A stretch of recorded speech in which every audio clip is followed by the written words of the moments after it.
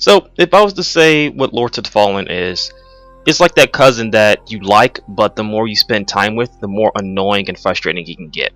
That's what Lords of the Fallen feels like to me. It feels like the cousin of Dark Souls, but just more annoying as time goes on. Find out why in my review. Where have you been? I reached the Citadel. I was able to speak to Antanas. He is concerned about the pathway to the Rogar realm. So, presentation is really half and half. And overall looks, the game looks gorgeous in the right settings. The lighting effects, the facial animations, the textures really look nice and well done. The music fits the atmosphere very well when you're just sitting down and trying to traverse the game. It's not too groundbreaking, but it's enough to really give the sense of dread in the world.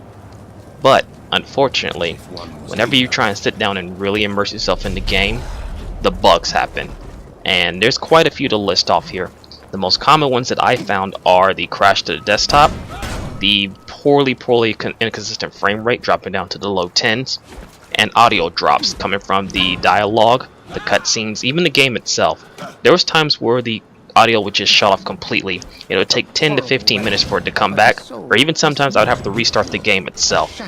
It's clear that this game has a lot of bugs, and even though that there was a patch recently to fix some of these, it still happens consistently enough to where it can really ruin the experience if it happens too much. And that's kind of where it felt for me.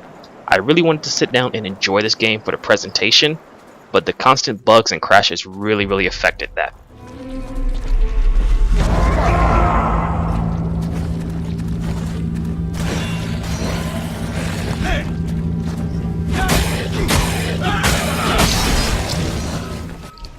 And again, Lords of the Fallen also takes a little bit from Dark Souls in terms of its combat, its gameplay itself. It's more of a one-on-one type duels. You can fight multiple enemies, but it's not advised because of the way that the combat mechanics work. Combat mechanics. Combat works similarly to where, depending on what type of weapon you have, it swings faster or it swings slower, but it does more damage. So if you have a dagger, you'll swing a lot faster than someone with a sword, but you'll do less damage, versus if you have a hammer, you'll swing a lot slower, but you can stagger and you can hit the enemy a lot harder. So you really have to pick and choose which weapons you want to use to fit the situation. Some enemies are quick, some are slower, some are in between, some use magic, etc, etc. So you get a lot of weapons to play around with to pick your style, which is something this game also does. At the very beginning, you can choose sort of your beginning class, ranging from a cleric, a rogue, or a soldier, but you can always branch out later on.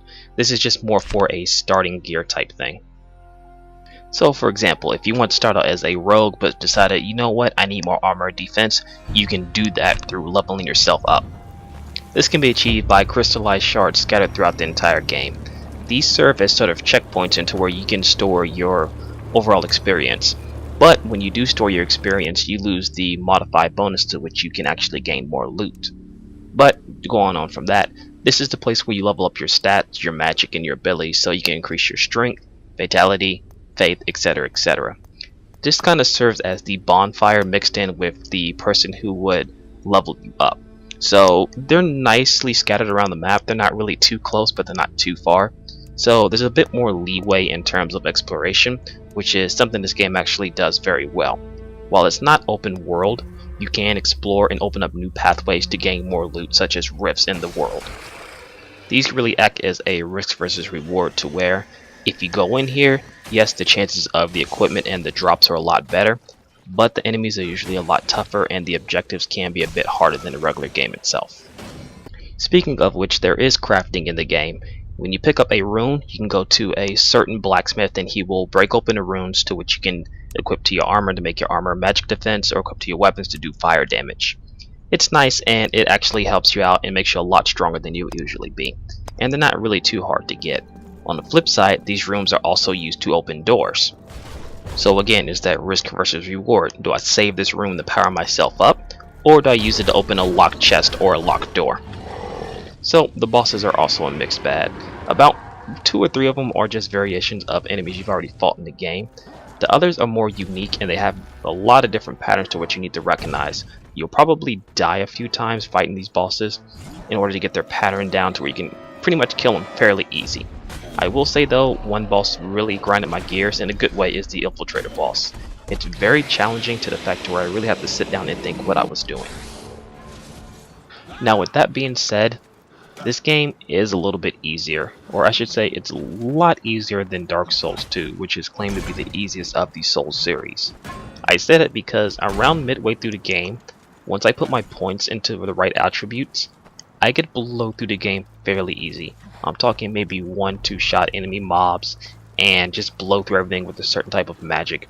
It's really disheartening, especially since this game has New Game Plus, to where even at the beginning of New Game Plus and onward towards the middle of the game, again, I was blowing through enemies just like that. It was really disheartening. I know you. You're supposed to be in prison. Your crimes are well known. It's been a long time, Captain. So unlike its heavily influenced predecessor Dark Souls or Demon Souls, Lords of the Fallen actually has a streamlined story. So for years, the human race has been trying to pretty much eradicate all evil. By doing so, anyone who commits sin actually has their face tattooed. So this leads to Harkin, which is a well-known convicted sinner due to the tattoos on his face. In a desperate attempt to stop the demonic Rankar Legion from taking over the world, they release Harkin. So he's pretty much the sole defender of pretty much stopping the demon race from coming in and taking over the world. Now of course there's a bit more to that, but I'm not going to try and spoil anything for you in this review. Just know that the story is enough to get you invested, and it's actually told pretty well, with you being able to talk to NPCs, making choices that alter slightly the story, but really won't change the ending.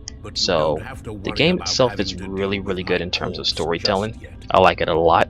It's more streamlined to where I don't have to read items or look at scrolls to pretty much get the overall story of the game.